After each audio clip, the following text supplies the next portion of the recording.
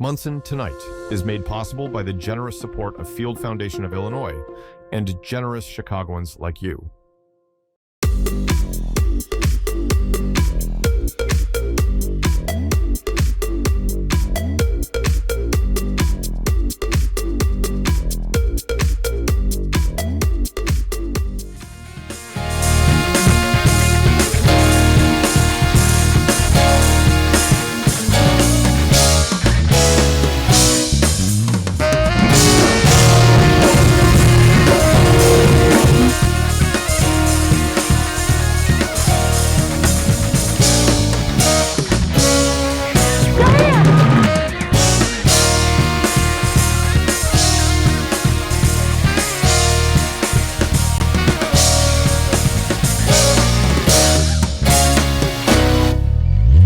Welcome to Munson Tonight. Y'all give yourself a round of applause. This is Munson Tonight Live, where politics makes sense. My name, of course, is Ashley Munson, and I am your lovely host for the evening. And as always, we have my chief of staff, who's single and probably on Hinge, Justin James. Let's clap for him. And the wonderful, still with no name, the No Name Band. Let's clap for them. You guys look so great. Justin, how are you feeling? As a single black male in Chicago, I'm doing pretty good. How about you? I'm good. Yeah, You know what that's from? yeah, I know it's from. Okay, great. You're So great. disrespectful, but that's all right. So great. For the staff meeting today, I usually start my shows, I probably should get rid of this. I usually start my shows with a recap of all the things. So let's recap this season of the show. We went from bad-built Bush body to Trump's assassination attempt, Biden dropping out of the race or falling asleep in the race, Kamala becoming black, ? And then to the DNC where Atlanta, Little John, and the East Side Boys took over. Then we went to cats being eaten. Of course, not mine, y'all, not mine. But now we are 5 days away. I know, kind of inappropriate, but we're 5 days away from the election. What a time to be alive. It's also Halloween. Guess who I am, right? Halloween. I see the costumes in the audience. Guess who I am this year? That's right, Ashley Munson, the talk show. Talk show for Munson Tonight. Thank you. Thank you so much. I did my best. Halloween this year is only slightly less scary than the possible election outcome on November 5th. Here we are. Between campaign workers and Jehovah's Witnesses, some of us are regretting the work from home policy. And on one hand, we have Kamala, who wants to save democracy, and Trump wants to vanquish the enemy within, which is better known as the quarter pounder with cheese. You'll get that reference a little bit later. But back to the point. We are so close to electing our first woman president, who happens to be Jamaican and Indian. That's a lot of firsts. We should probably clap for that. And for those of y'all that are still asking, is Kamala really black? Come on, y'all. We all saw how Stella got her groove back in Jamaica. Winston was black. I mean, he was black, like don't put raisins in the potato salad black, like that type of black. This pre-election episode is super important. Former President Donald Trump and Vice President Kamala Harris are deadlocked in the latest national NBC News poll. Trump, of course, has been doing some really weird stuff lately, which is usual, right? For example, after once taking partial credit for the elimination of protections provided by Roe versus Wade, Trump has also now somewhat backtracked on his stance on hot button issues such as in vitro fertilization, or IVF. In an interview with Fox News, Donald Trump proudly referred to himself as the father of IVF, which is really interesting because he would probably never refer to himself as the father of Eric and Don Jr. Those are his actual kids. Yeah. Elsewhere in Pennsylvania, he rambled for over 10 minutes about legendary late golfer Arnold Palmer's manhood. Yeah, that really happened. And this is a direct quote, y'all. Remember, his words, not mine. Arnold Palmer was strong and tough. And I refuse to say it, but when he took showers with the other pros, they came out of there and they said, "Oh my God, that's unbelievable." I'm getting better with my Trump accent. That's good. That was good. Oh yeah. His vulgar remarks sparked outrage, and that's nothing new, but it made me think, sorry, Mom, for probably the 5th time on this show, is Arnold Palmer half penis and half lemonade? Get it, Arnold Palmer, you get it? Woo, y'all got that. Y'all got that a little late. I'm a little concerned. But at another rally in the state, he spent nearly 40 minutes dancing to what had to be his iPod on shuffle. Like, there is no way that YMCA followed God Bless America and then Ave Maria. He was swaying on that stage as if he was waiting to break dance. You got served. Donald Trump edition is crazy, and Kamala, you have 24 hours to respond. Yo, but I'm so glad that it wasn't me, because I would have been on this. Thank you so much. I would have done it for Little Saint, if y'all know that reference. AKA Free to Guys. But since we're here on the topic of service, former top military generals have questioned Trump's fitness for the Oval Office. Retired U.S. Army General Mark Milley called Trump a fascist to the core and the most dangerous person in this country. Also, Trump's former chief of staff, John Kelly, a former Marine general himself, stated that Trump essentially fits the bill of a fascist. Now, that's really something if the closest people to you are talking about you. So if Trump isn't fit for public service, I guess he took it upon himself to try customer service? Yeah, y'all, that's right. Donald Trump picked up a shift at McDonald's. Nothing says good old 2 to 2:30 shift at McDonald's to remember that there are poor people that live in this country. And as the late, great John Amos said in Coming to America, McDowell's has all the golden arcs and McDonald's has all the orange assholes. Rest in peace, John Amos. Anyways, the former president picked up a shift to poke at VP Kamala Harris' claim that she worked at the fast food chain when she was a teen. While on the shift, he had questions from reporters, and they asked him, what were you operating? Again, y'all, his words, not mine. He was operating the French fry counter. Like, how out of touch can you really be? I honestly don't know what to make of the possibility of having the Hamburglar as our 47th president, but kudos to McDonald's for hiring a convicted felon. Did he check the box? That's such a great picture. Trump's non-traditional candidacy has made the Democrats also rethink some of the strategies to attract voters in the final days of the campaign. And some would say Democrats' tactics are also weird. During the campaign, VP Harris appeared on 60 Minutes, CBS 60 Minutes, for the Boomers. The Call Her Zitty, you gotta say Zitty like that, podcast for the hot childless cat moms, and for all the smoke podcasts for the Hoopers. And even the Howard Stern show for all the horny uncles. Talk about equal opportunity. What a lineup. I should also mention she recently did an interview with Shannon Sharp, who went viral for all the wrong reasons. I guess freaks are voters too. Freaks are voters too. Hey, freaks are voters too. Okay, sorry, back to the script. During her media blitz, she has been defending the Biden-Harris administration's record on key issues such as immigration and the economy. And another big topic, maybe for me because my love life is trash, black men, which is why I popped the balloon on Justin a little bit earlier. Sorry. I didn't do it. I love you. I love you. But you're still a black man, you know. But anyway, you still fit that category. It's okay. But Harris needs all the votes she can get, and former President Barack Obama spent most of his recent speech in Detroit going all out targeting black men, man to man, brother to brother, and then he rapped Eminem lyrics. Palms are sweating, mom's spaghetti. Like, those are the least black lyrics in history. I guess we'll see if it works for the black men voting. Nonetheless, Democratic anxiety, that enthusiasm among black men has been lower for her than it was for President Barack Obama.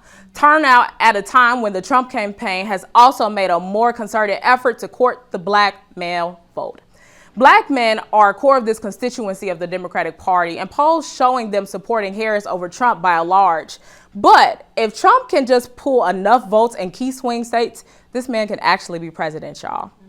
VP Kamala Harris announced the plan to give Black men more economic opportunities in response to this and other chances to thrive, including providing forgivable business loans for Black entrepreneurs. Not them PP loans y'all be stealing, and some of y'all going to jail, I digress. Creating more apprenticeships and studying sickle cell and other diseases that disproportionately affect African American men. Speaking of what Trump has done for Black men, should we reference the defamation lawsuit from Central Park 5? The 5 men who make up the exonerated Central Park 5 filed a defamation lawsuit against Donald Trump over his remarks during the presidential debate last month.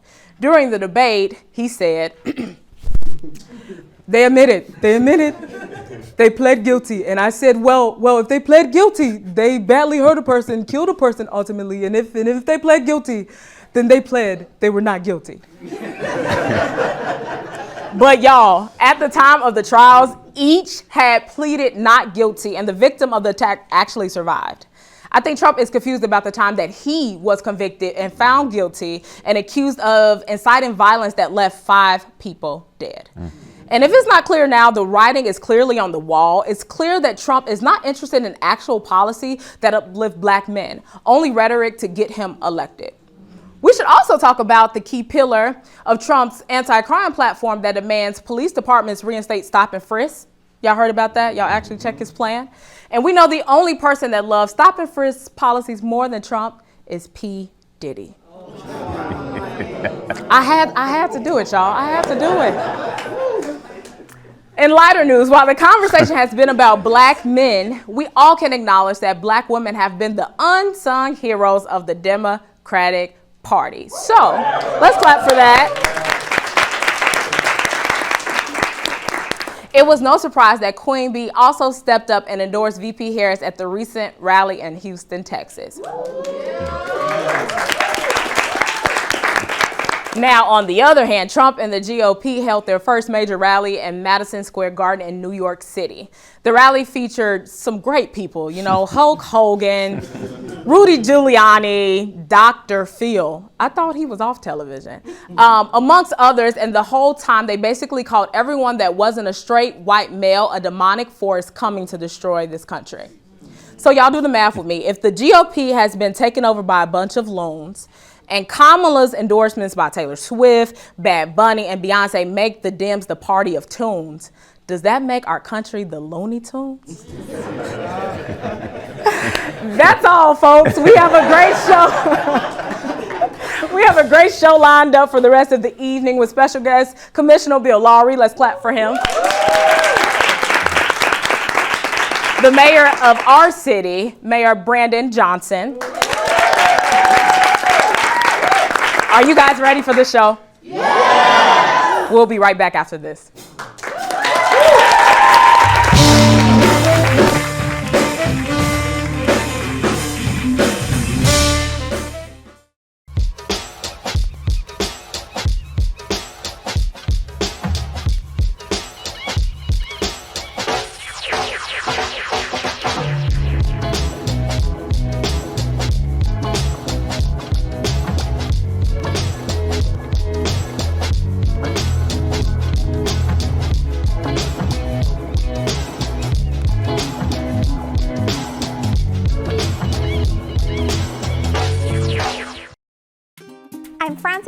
Hernandez, host of the program Presente. Local groups are rediscovering ancestral and indigenous practices in Chicago. Can these important traditions be a part of modern healthcare? Find out on the next episode of Presente. Join us on November 7 at 7 p.m. via Channel 19, streaming on cantv.org and the CanTV Plus app. Elevated conversation and storytelling. Experience the power of community television. Paseo Boricua, marked by 2 huge metal Puerto Rican flags arching over a section of Division Street, are a proud historical and ongoing imprint of Puerto Rican identity here in Humboldt Park. I'm Hugo Balta. On the next episode of Sazón de Illinois, we'll sample the stories, culture, and cuisine of a family-owned business that has given this neighborhood its flavor for nearly 4 decades. 24 hours after the polls close, turn to Hugo Balta and Andy Zopp for a special live post-election edition of Chicago Politics. Hyperlocal and community-centered, Chicago Politics will feature critical analysis and key insights from local political, civic, and community leaders. Be a part of this important community conversation Wednesday, November 6th at 7 p.m. on CAN TV Cable Channel 19 or stream live on cantv.org or on the CAN TV Plus app. Hyperlocal news and critical analysis. Experience the power of community television.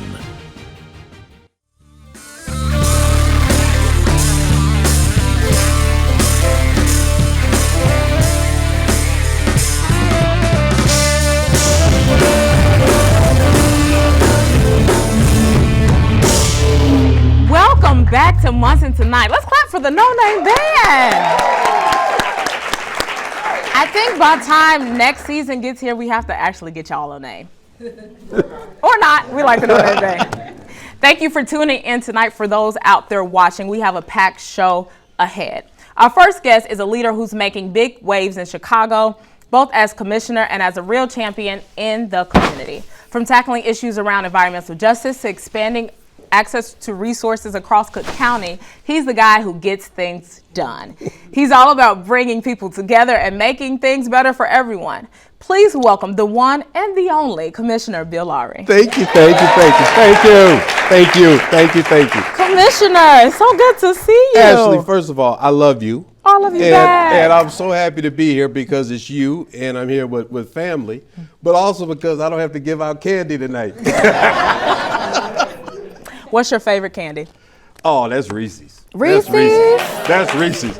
That's Reese's. And so my wife's a dentist, and we've been married almost 34 years. So anyway, she said, Bill, did you floss last night? I flossed, you know. She said, it's too bad. She said, it's too bad. I was going to give you this Reese's. Brother took that Reese's. I know that's right. I know that's right. Mine is Snickers, but I don't really eat candy like that. So I can stay away from people like your wife, you know. Gotta keep the teeth clean in there. I'm a Reese's guy. Yes, sir. Well, thank you for coming to the show. It's wonderful to be here. Today with Munson, or tonight with Munson Tonight, so many different variations of it here. The goal of my show is to make politics make sense, and we focus on what our offices and how they matter to the people. So let's start with a foundational question. Right. What is a commissioner? And B, y'all not responsible for these potholes, right? No. Because if I get one more flat tire, I'm gonna send the bill to you and your wife. No, my brother who's following me will handle that question. Got you. So in theory, a Cook County commissioner is responsible for the Cook County health system, Cook County jail, and the forest preserve system. Yep. But for me, that's just the start. I have 4 pillars. And each and every day that I leave my house, I try to advance these pillars. First is economic equity. The second is education and apprenticeship programs. The third is criminal justice reform, and have a hand with a lot of others in making sure that crime continues to fall. And let me be clear, crime is falling. But then the fourth one is healthcare, including behavioral healthcare. And I have been really stepping into that space with both feet. Really all 6 years I've been serving, but the last couple of months it's been really impactful. Really impactful. Yeah, that's so it. Every September, I'll tell you this, every September I do the Commissioner Bill Lowry Men's Health Fair. And I've done it for 4 years in collaboration with Dr. Brazier at Apostolic Church of God. And what we do is we do it every September because that's Prostate Cancer Awareness Month. And I'm a prostate cancer survivor. Let's clap for that. Thank you. Thank you. And, you know, my wife and I were infused with the knowledge, literally the day I had my prostate removed, we did a video as I walked around Northwestern. And I did that because I somehow knew I wanted to make sure the brothers who had to follow me and go down this path knew, first of all, what to expect, but secondly, they knew it was going to be all right. And prostate cancer is a very slow-growing cancer, so my message to all the men out there is no man should die from prostate cancer. But I also message the women because it's y'all who make us go and get the annual physicals that we need to do. So we had a great men's health fair in September. And then I also had passed my birthday health screening resolution, which is now going to be the Cook County Birthday Health Screening Program starting in January. Love that. And this program will allow every woman in Cook County who's 45 years or older to have a free mammogram, whether she has insurance or not. Okay. and any Cook County hospital or clinic. Similarly, any brother who's 55 or older will be able to get a free prostate screening at any Cook County hospital or clinic. And the reason why I wanted to do this is because, first of all, knowledge is power. We have to know what's going on in our body.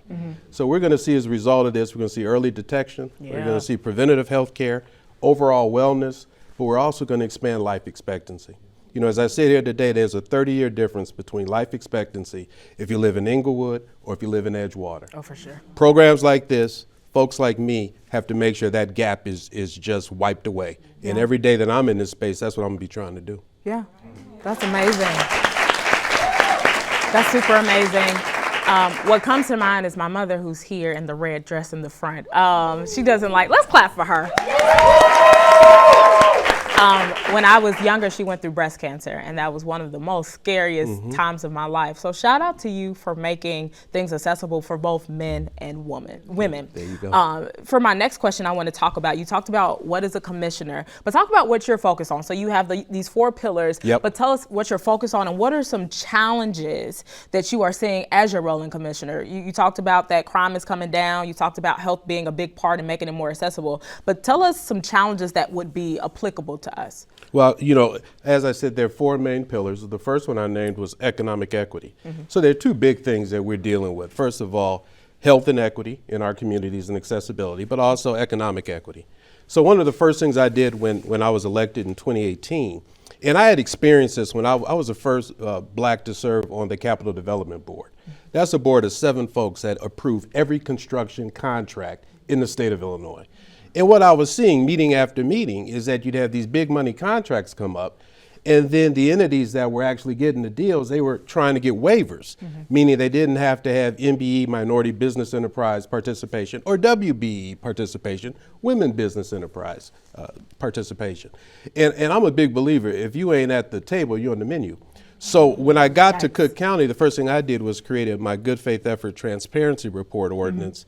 A lot of words, but what it simply means is if any company is bidding on a Cook County contract and they're seeking not to have MBE or WBE participation, they have to go through my long document showing all their efforts at outreach and participation.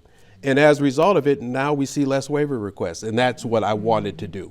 But that's an example. You got to keep that fight going. You know, another thing, once we legalized cannabis in the state of Illinois in 2000, I created the Cook County Cannabis Commission.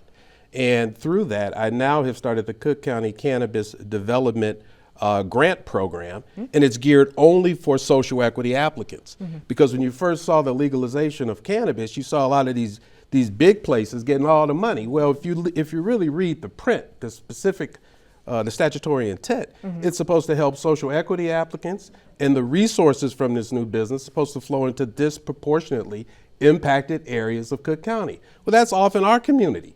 So that's why through this vehicle, we were able to resource social equity applicants to the extent of $4 million. And you know, it's not going to give you everything you need for your cannabis business once you get the license, but it's a start. And it allows you to go to a bank with some money behind you and get more leverage if that's what you need to do. But we've got to find a way not just to talk, but to actually put resources into our community so we can do what we have been kept from doing for decades and decades and decades. Yeah, I agree. I think all these resources are so great. Some of these things I didn't even know that you were doing, and I try to stay in tune as well. How can people be more engaged in your office? So I always say we have to hold them accountable, but like in layman's terms, we could talk about the mayor, we could talk about state rep, but how do we hold commissioners accountable to what you say you're doing? Well, first of all, you know, you can always reach out to me at commissionerlowry.com. But you also can call my office, 312-603-6391. I spend a lot of my time having Zoom calls and just talking to members of our community because I am your eyes and your ears. If you have any elected who is not making themselves accountable and available, they got to go. So I can honestly say to you, if there's anything that you want to be able to express to me, share with me, I welcome that and I expect that of you. I really do. I love that. Let me just say this too, because I don't want to leave here without saying this. This your show. It's no, it isn't. Tonight with Lowry. Tonight with Lowry. Go ahead. It isn't. Although I am angling to be a co-host one day. Love that. But this is important. Our work also has to uplift our youth. And I'm very proud. You know, I have 8 hospitals in my district, but the Cook County Hospital is one of the gems of my district. That's Provident. And just since we've been in this space, we have started again ambulance access at Provident. For 11 years, if you were bleeding around the corner, an ambulance couldn't take you to Provident. We have a new dialysis center, which is nice, but it also, I said this at the press conference and got some people upset, it also shows we need better food sources in our community. For sure. But we also have a new MRI center. That's a game changer. But this is the youth part I want to share. Over the last 3 years, we've had the Provident Scholarship Fund for our youth who are studying for careers in healthcare. Okay. And by definition, these resources are to go to students living in communities in Chicago, which historically have experienced disinvestment. Over the last 3 years in scholarship money for our youth studying to go into careers in healthcare, we have resourced $2.3 million. So that's something I didn't want to leave without sharing, because I want you as you have your children, your grandchildren, your niece, your nephew, and they're studying, I want you to know in April, the opportunity will open again for the Providence Scholarship Fund, and I want to know that your family members are interested, and we're going to keep on doing this as long as I'm here. That's good stuff. That's good stuff. So we have about a minute left, Yep. but I want to touch on the presidential election. Okay. As a black man in Chicago, Yep. you see in my monologue, I also talked about how black men are being talked about and Yep. like, how do we reach that base? Yep. You as a black man, what would you say to anybody out there that is considering voting, that's not considering voting in this election? First of all, you got to vote. And our ancestors fought for the right to vote. You got to vote. Yep. And people say, my vote doesn't count. It does count. And it doesn't just count for the presidency. It also affects the Supreme Court and so many other things that are important. We have on this ballot on Tuesday, we got voting rights, reproductive rights, we have democracy. This is a critical election. And I want to make sure all of us, within the sound of my voice and beyond, we go ahead and we vote. That is our right, and we must utilize it. And I'll leave you by saying this. I have a crush on Kamala. Well, when we have you back on Lowry tonight, apparently, we'll go over some of the post-election results. But thank you so much Thanks for coming. for having me. Super glad. Thanks for glad to everything have you're you. doing. Oh, thank you. Thank you. We'll be right back after this. Thank you. Thank you.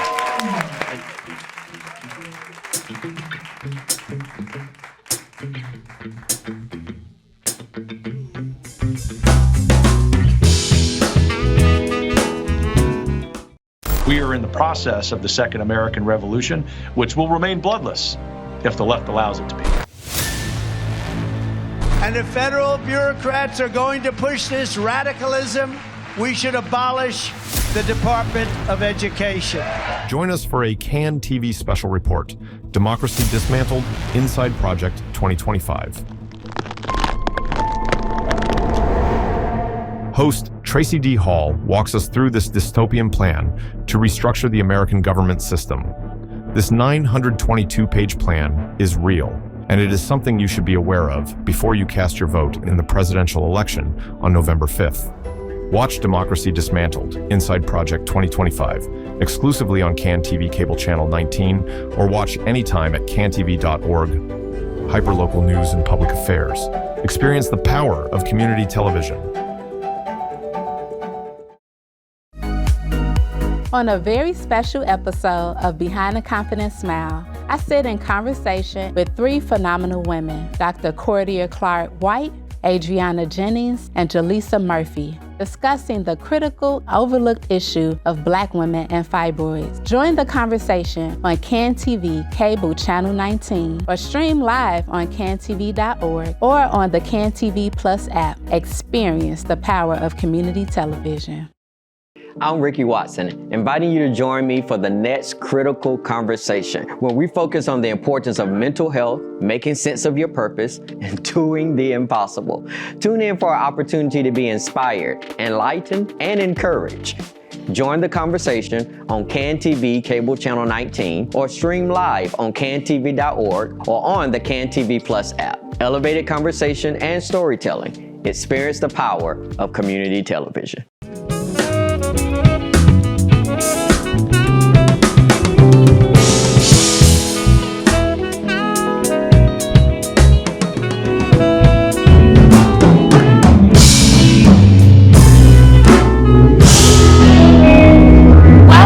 Welcome back to Munson tonight. Let's clap for yourselves for being here.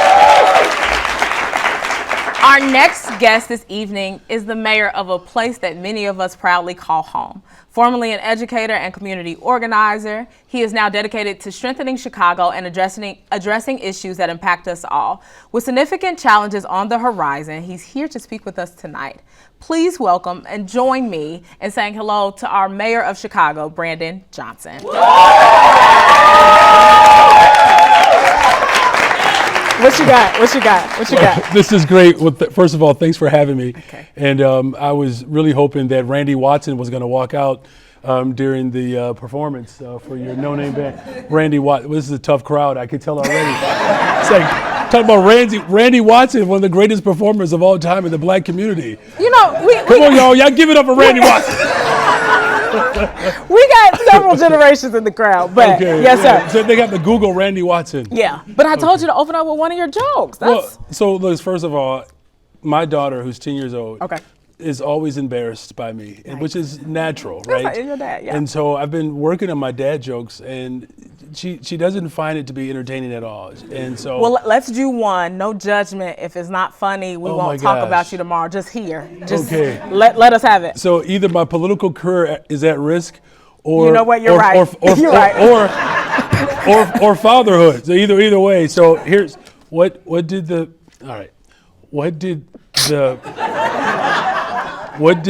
male octopus say to the female octopus? Can I hold your hand? Let's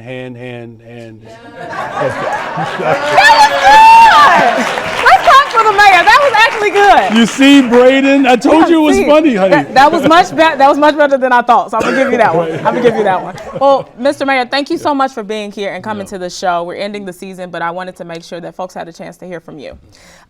Munson Tonight is a show where we make politics make sense, break down things so that your everyday person can understand what's happening and what's going on. So we're gonna start with a fundamental question, just like I did with the commissioner.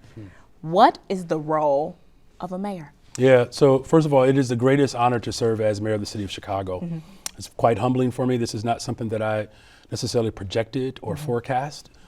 This was something that I believe that was a moment in our city's history where stepping up to lead was as much of a calling as it was for me when I became a public school teacher. And so the fundamental roles of a mayor as the chief executive officer, I'm responsible for the overall public welfare for the people of Chicago, and that allows me to do one of the main functions, which is to present a budget. That budget ultimately sets priorities. I set the agenda. I manage and administer all of our city departments. I have the ability to appoint people to boards and commissions, have responsibility over Chicago Public Schools, the Chicago Transit Authority, Chicago Department of Public Health, parks, libraries. But the most important job is really to be responsive to the needs of the community. And those needs range from, having, a good paying job, to a good, decent neighborhood school, or to helping an entrepreneur find their purpose, or to bring large economic development, multi-billion-dollar deals. I'm ultimately responsible for one of the largest economies in the world. A black man, middle child of 10, raised in a house with 3 bedrooms, 1 bathroom, now controls and operates one of the largest economies of the entire in the entire world. God bless you. Yeah. So thanks for drawing that out and depicting that for us. So talk about your distinctive role in regards to aldermen, right? So like I used to say aldermen are like mini mayors, right? And you're the like president, but can you talk about the role that you have versus the role of aldermen? Yeah, so alders are responsible for, many of the day-to-day operations within their respective wards. I do preside over city council. It's a unique function in government where the executive also presides over the legislative branch. My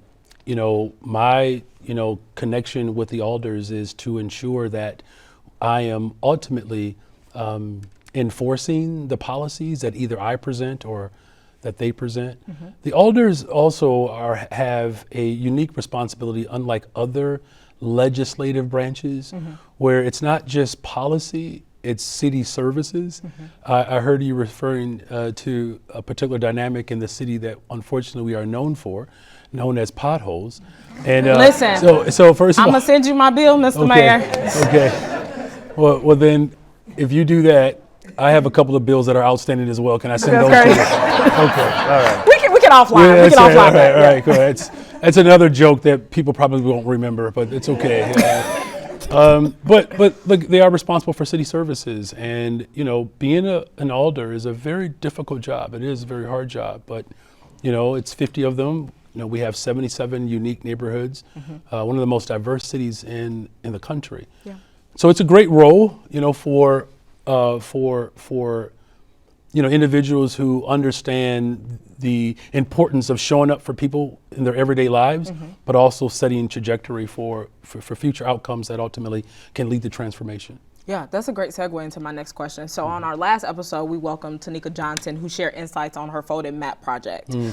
This initiative, for those who don't know, examines in contrast and connections between various neighborhoods in Chicago, shedding light on the city's historical segregation and urban landscapes, right? And so when she was here, we were talking about how Black neighborhoods are not as invested in as some of our counterparts, right? So, and a context too. So I used to be in the 34th Ward of Chicago. I think the former alderwoman was Carrie. That's and right. so we lost some of the most people out of all the wards. I forget that year that was, but they moved our ward to the north side. So I am split between 9 and 21, I believe.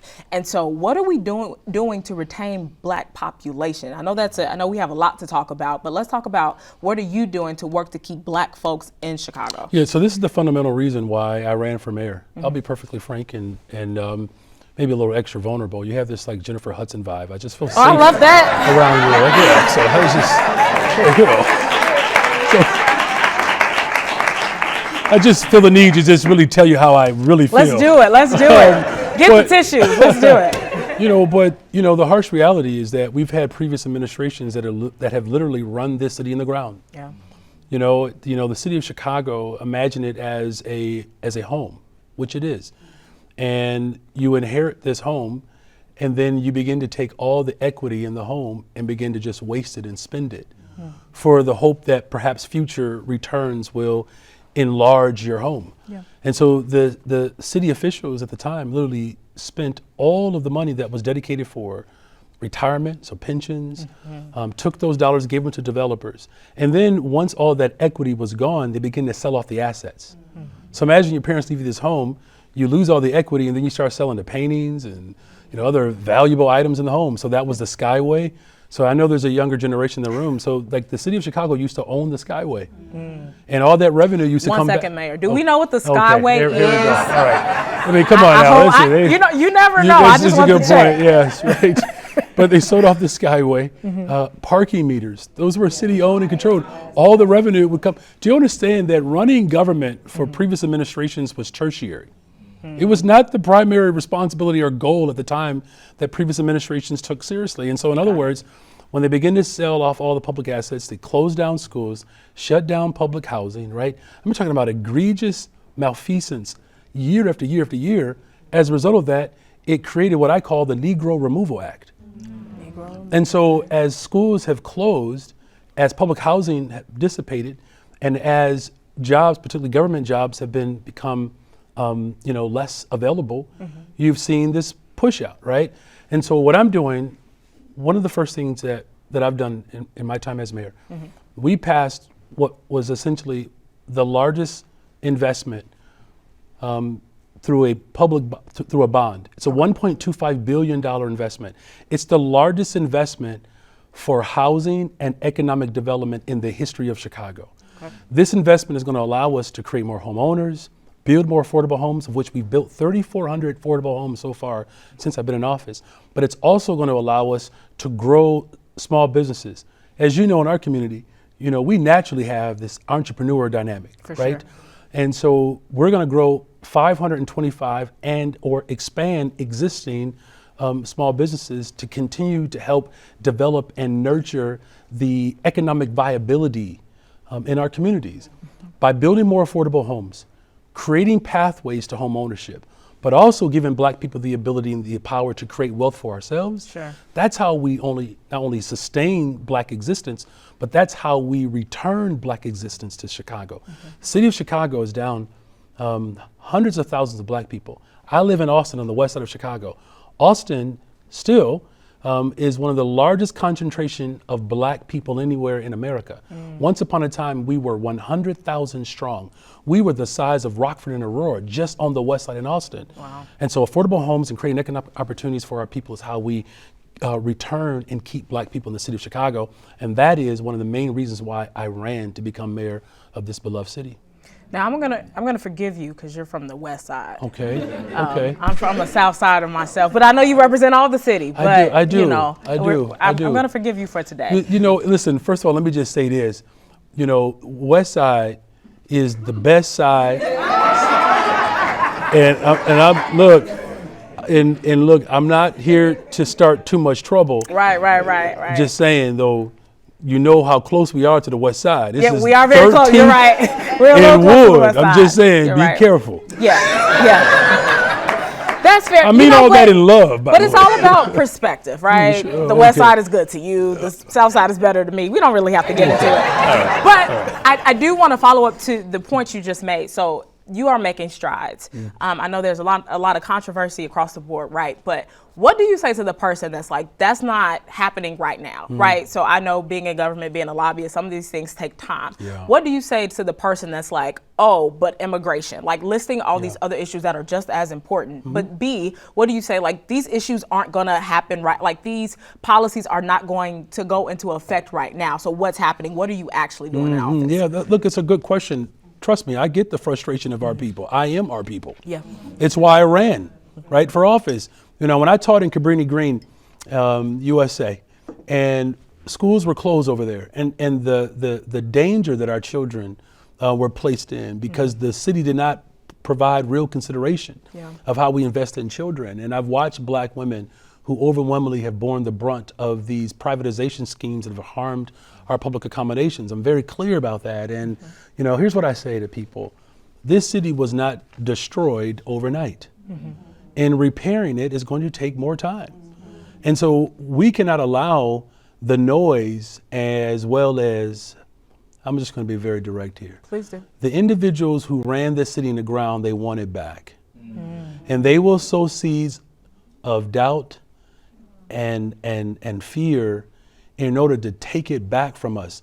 Right now, we have the blackest administration in the history of Chicago. My budget director is a black woman. Chief operations is a black man. My senior advisor is a black man. Our deputy mayor for economic and neighborhood development, a black woman. Our deputy mayor for infrastructure, a black woman. Policy director, a black woman. You see the theme here? My wife, a black woman. Yeah.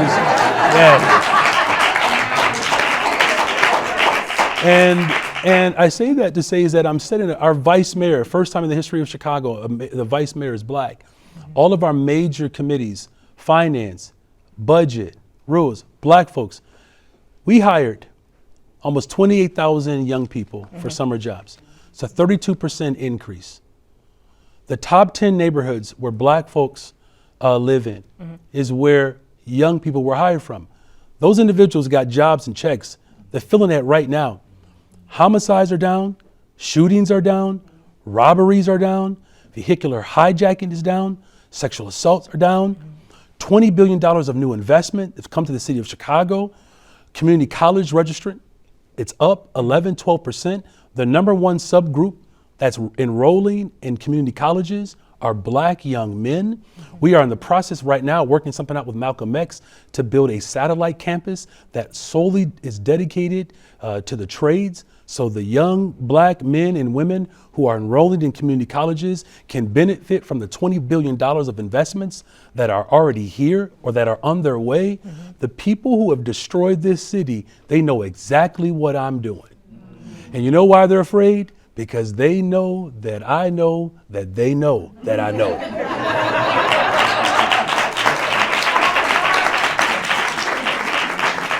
Well, Mr. Mayor, we have a lot to unpack here today, but we're going to go to a break in like 1 minute. But I want to thank you for all that you do I kind of want to push back, but we're going to move to the second segment, surely. We have to work on making sure that folks know what you're doing. And I like, as an elected official, you are, like, we know that you don't do everything perfectly. And actually, it's a really hard job in any capacity. Right. I think all elected officials, one thing that I tell my friends is, like, we have to hold y'all accountable, whether that's coming to budget meetings, whether that's reaching out to your office and doing all the things. But I'm super excited about the second half of this conversation. And so we'll be right back after this.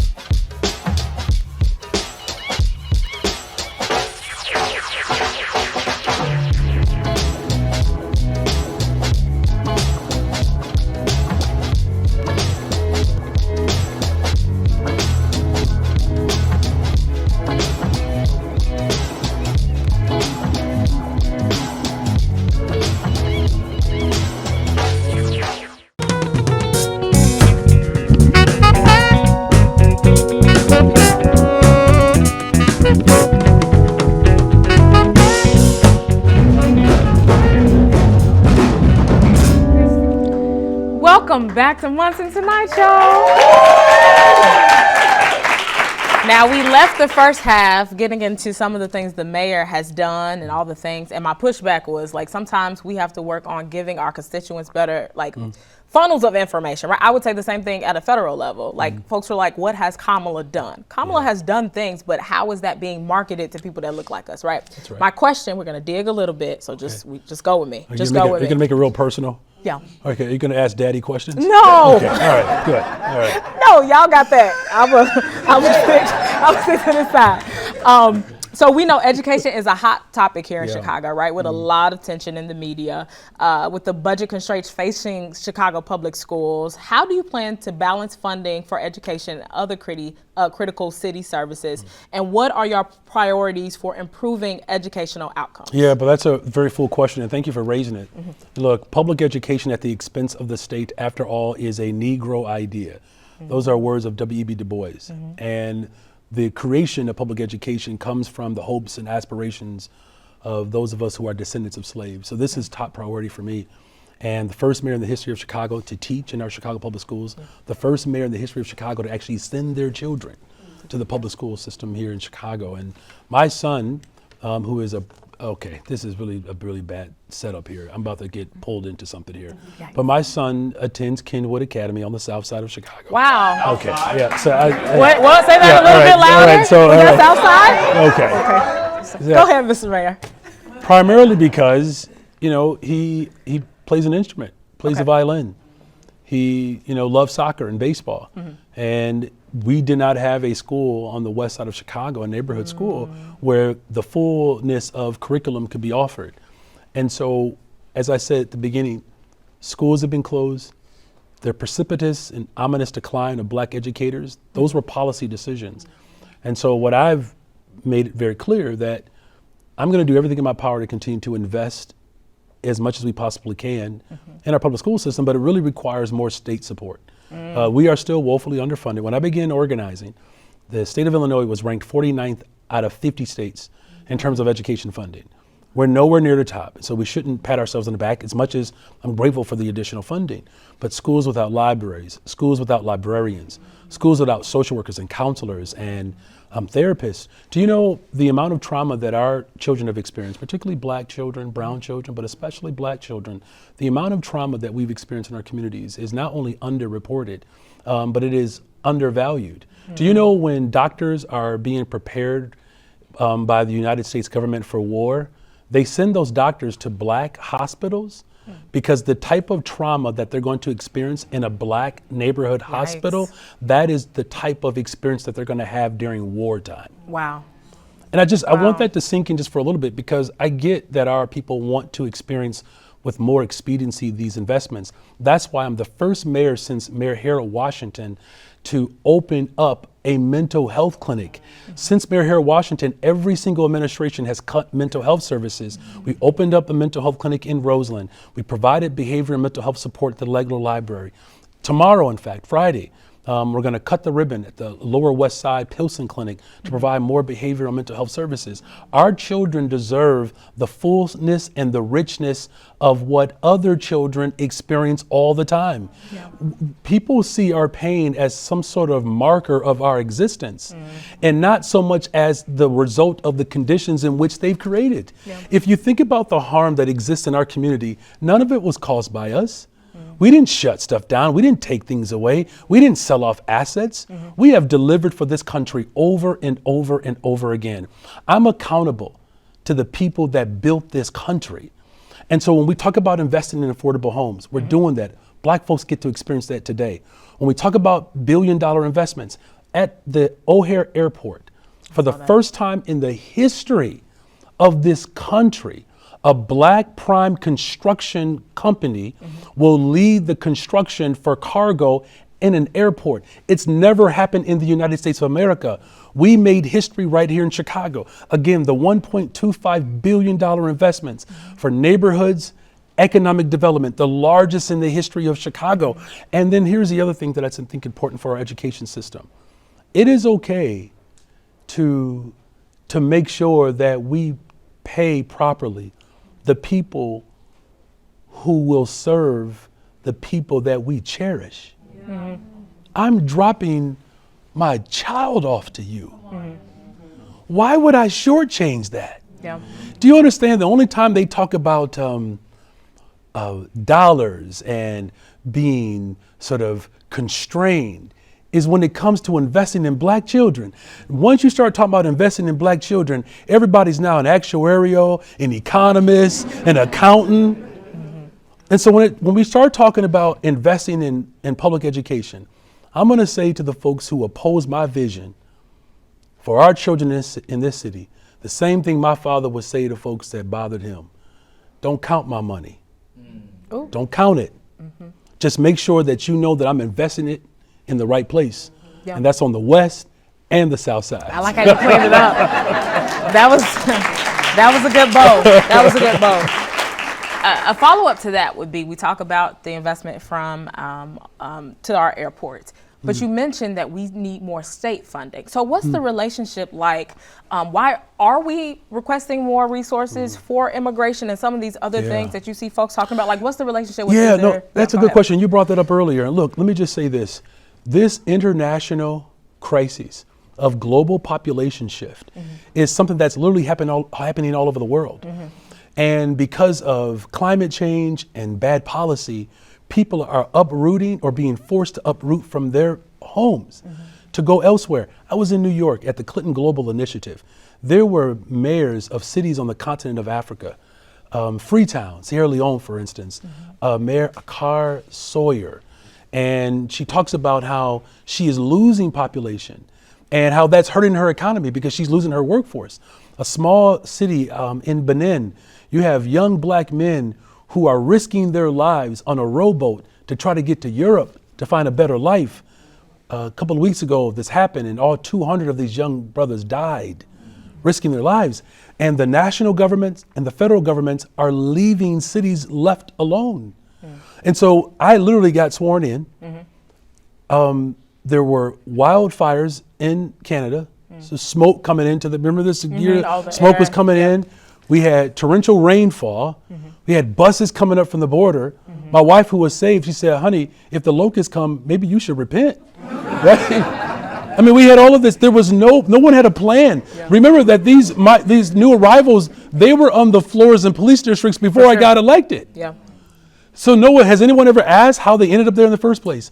So we literally had to build a resettlement operation with no federal support, literally on the moment's notice. And so here's what people don't talk about though. That in December of last year, that was the last time a bus arrived at the city of Chicago.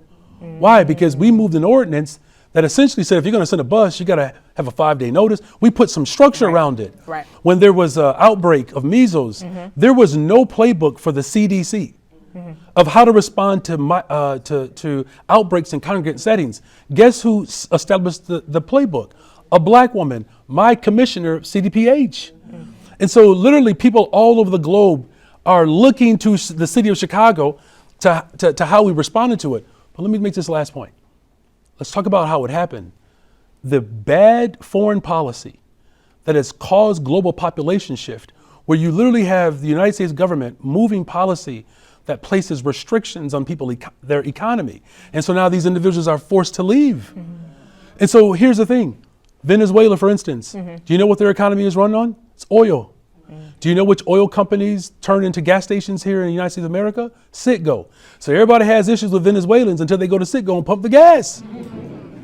You understand? So we have to understand we're part of a larger global network. To Shell, okay, but, of course, here we go. Well, spoken like a true Southsider. No, but so to your point, we do need more money invested for sure in our communities. But what I don't appreciate in this moment, a crisis that I did not cause, a crisis that the city of Chicago did not cause, where you literally had a governor who was sending buses only to cities primarily ran by black folks, and dared us to say something about it. By the time we put the bus ordinance in place, this lunatic sent them by an airplane. Do you not know that there's no federal regulations when a private plane is chartered? They don't have to produce their manifest? Yeah. That's a national security issue.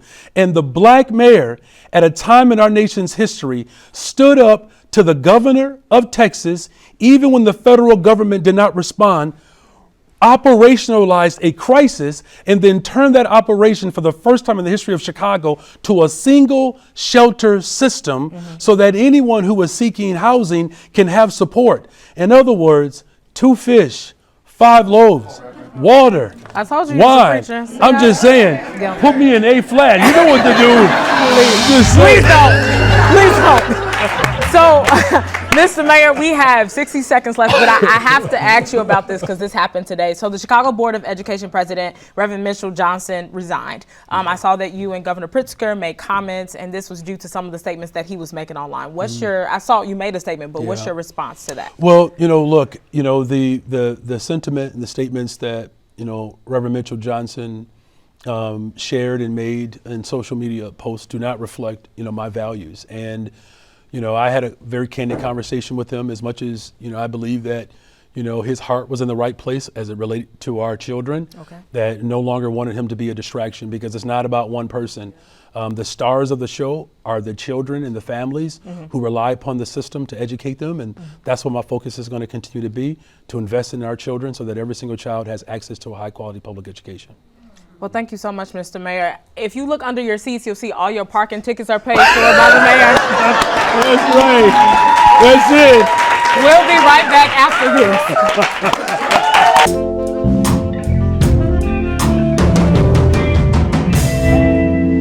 And we have reached the grand finale of our show. Let's take a moment to spotlight the monumental importance of this presidential election. This isn't just any election, it's a chance to steer our ship through turbulent waters on issues like the economy, healthcare, climate change, social justice, and foreign policy. Each candidate is likely a different flavor of ice cream. Some may be butter pecan like Kamala, while others may be just plain vanilla. Who wrote this? But hey, we need a scoop that comes with experience and insight to tackle the challenges ahead. Wow. Let's talk about healthcare, though. We need a system that actually prioritizes our well-being, because the last thing we want to do is start Googling how to perform surgery on yourself. And climate change is just not a buzzword, y'all. It's a ticking time bomb. At this rate, hot girl summer might evolve into unbearably hot girl every season. We need to put a stop to this before we're all sweating through our shirts in a giant sauna called Earth. for justice and equality are the names of the game. Justin, are you laughing?